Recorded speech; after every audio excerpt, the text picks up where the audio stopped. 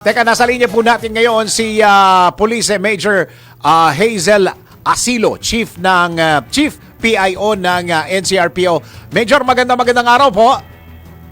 Good morning po. Opo, Major, kami po ay magtatanong dito po sa pangilang araw na ba tayo ng curfew? Pangilang araw na, Major? Pang 5 days na po ngayon simula nung nag-implement po tayo noong April 6. April 6. Okay, so ano ba ngayon? Tama, no? Panglima.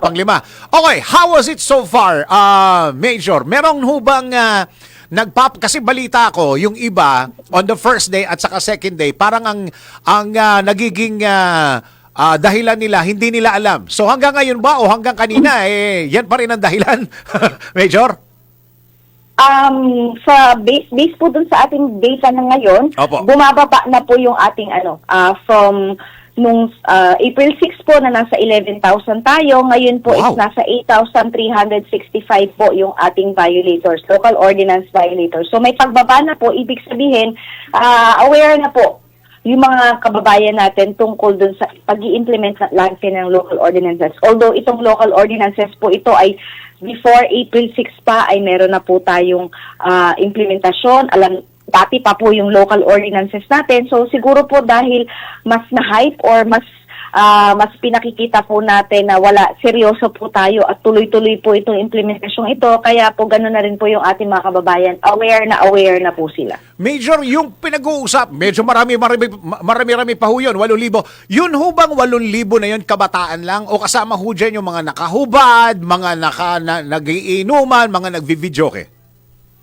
Lahat na po yan, lahat na po yan ang mga local ordinances natin dito sa Metro Manila. Kasama po yung drinking and smoking in public place, yung half-naked po natin o yung mga walang damit pang itaas, yung urinating in the side street, yung pagkakalat, yung pag-video okay ng beyond the allowed time. Siyempre kasama na po dyan yung ating mga curfew, vandalism, mga obstruction, at iba pa pong local ordinances.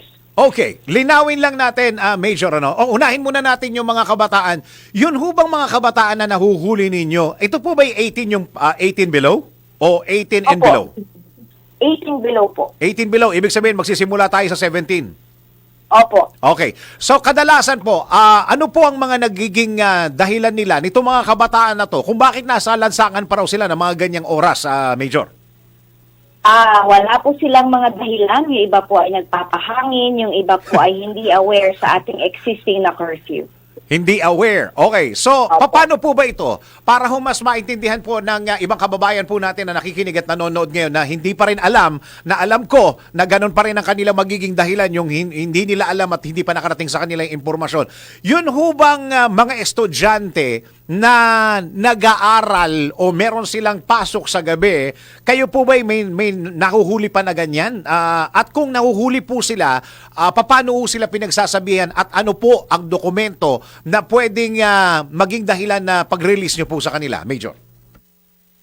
Halimbawa po meron po tayong kasama naman po natin ang barangay na Opo. nakakakilala usually. Opo. Madalas po namang kilala nila yung kanilang mga kabarangay. Tama po. Kung kaya po may minor tayo halimbawa masisita, tatanungin kung bakit siya ay nasa labas. Makikita naman po natin na kung ano yung itsura niya, kung siya po ba ay galing ng school or galing po ng pagtambay lang dyan sa gilid-gilid. Depende po. So, tatanungin pa rin naman po natin siya kung anong reason niya kung bakit siya nasa labas. Kung makapag-provide po sila ng mga ebidensya or ng ID na talaga pong galing po sila sa school, ay sila naman po ay hinahayaan na po nating makauwi ng kanilang mga tahanan. Yun nga lang po, yung mga maaabutan natin na talaga nakatambay lang, paggala-galaw, na wala naman po talaga silang dapat na business during curfew hours, ay sila po yung isinasama po natin sa barangay para po yung mga magulang po nila ang susundo sa kanila after po silang ma-briefing na tungkol po dun sa kanilang ginawang paglabag dun sa curfew hours. Okay, wag na ho natin na pag-usapan yung mga tumatambay. Talagang walang pwedeng dahilan yung mga yan. Okay, yun hong pumapasok na bata, may pinakitang ID. Kailangan ho ba magpakita sa inyo ng schedule, Major? Hindi naman po, kasi hindi Ay, hindi naman po siguro siya, hindi naman po, kung ano lamang po, ma-justify po niya na siya ay galing ng school at yung kilala naman po ng barangay na siya ay estudyante talaga. So nakadepende pa rin naman po yan sa ating barangay since sila po ang nakakakilala doon sa kanilang mga kasamahan o barangay. Yun. Okay, sige. Puntahan, still on the youth na estudyante po, kukwestiyonin po sila, tatanungin po sila. Ito pong pagtatanong na ito, dinadala na ho ba sila sa barangay? Doon ho nagtatanungan o kung saan po sila nahuli? Kung saan po sila inabutan, hindi po Yun. kailangan dalhin ng barangay para po Okay. doon pa magtanungan. Okay, kung hindi nila ma-justify ang kanilang existence ng ganyang oras ng gabi, Major, dadalhin sila sa barangay at doon na ididetene. Paano po ang magiging susunod na proseso? Tatawagan niyo ho ba yung magulang? O talagang ididetain niyo siya hanggang alas 4 ng madaling araw? Hindi po tayo nagde-detain ng mga minors. Sila po ay dadalhin natin doon. Hindi po sila nakadetain kasi kung nakadetain po ay ikukulong. Nandun lamang po sila. Usually po pag sa barangay, pag medyo marami po yung ating na-round out ng mga minors, Okay. usually po nasa mga basketball court po yan iniipon at doon po sila binibriefing. Okay. Ganun po. So depende po sa kung gaano po sila karami. Kung kasya naman po sila sa barangay, pwede pong sa barangay, pero kung sobrang dami naman po na talagang guyod sila, kung magtambayan, sa mga malalaking areas po sila dinadala at doon po sila susunduin ng kanilang mga magulang. Sinusundo po ba sila? Yun, yung sinasabi ko. Parang, kasi yung barangay nakakakilala sa kanila, Major, tama. So, ibig sabihin, kahit paano, kilala yung magulang. Yes po. Oo, doon sila susunduin. Okay. So, doon sa tanong ko lang ho, doon ho sa briefing, ano ho ang pinag-uusapan doon sa briefing na yon, Major, if I may? I-inform po natin yung mga magulang Yun. tungkol po dun sa kanilang responsibilidad Yun. para dun sa kanilang mga minors Okay. na mga alaga or mga anak, tungkol po dun sa existing nating ordinansa at kung ano po ang pwedeng maging penalties nila kung sakali man po na usual po kasi warning lamang yan. Pero Oo. kung halimbawa po na recidivist na, kagaya sa mga ilang lugar tulad ng Maynila, na meron pong separate na ordinance na pwedeng kasuhan yung mga magulang ng responsible, paglabag sa responsible parenting, Yun. pwede po silang makasuhan at ma-issuehan ng waran kung sakaling ang hindi nila makumply yung fines or yung community service na ipapataw po sa kanila. Meron hong isang padalang question dito. Kabataan ho na huli at nakahubad na lasing pa. Major, ano ang ginagawa din Kasama po nating nag-iikot ang yung pong counterpart ng ating DSWD. So kung halimbawa man po na hindi lang yung curfew yung kanya maging violation, meron po na tayong intervention para sa mga ganyang kabataan. Yun, very good, very good. Okay, may tanong ka, Daryl? Ako po, Major, may isisingit lang na isang katanungan. Baka mamaya isang sitwasyon to na baka na-encounter na. Yung usapin po ng curfew kung saan yung nahuling kabataan ay nasa tapat lang mismo ng kanilang tahanan pero nasa labas. Anong nangyayari po dito at anong action ng ginagawa dito, Major, para ma-intervene? Dinadampot pa ba to or dinadala pa ba ito sa barangay o sinasabihan na lang na pumasok na lang sa kanilang mga tahanan?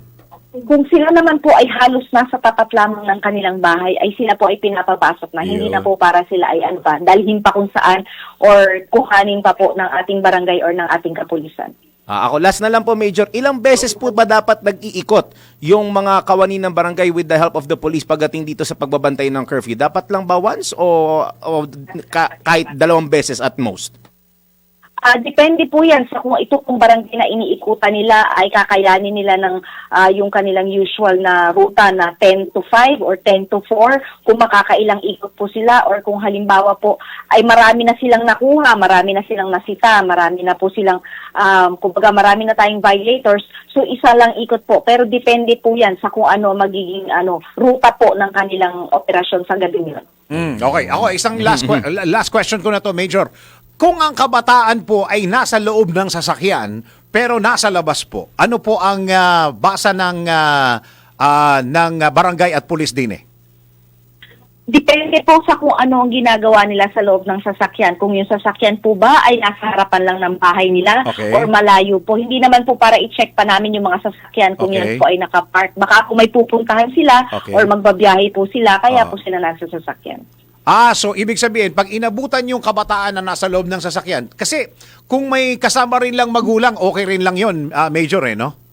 Yes po, ako meron naman po silang guardian or parents na kasama, wala naman pong problema. Ayun, kasi basta importante, natatanong at humihinto every time na pwedeng tanungin o may pagkakataong tanungin.